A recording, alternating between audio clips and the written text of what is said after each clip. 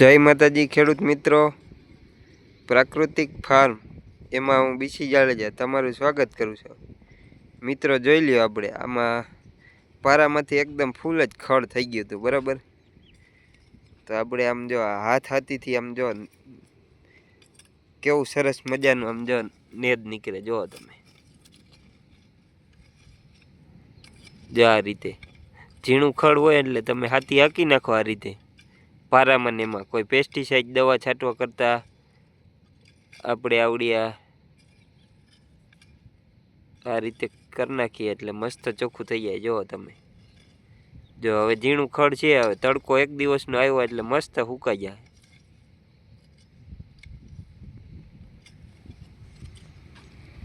જોઈ લ્યો, આમાં દેખાય ને.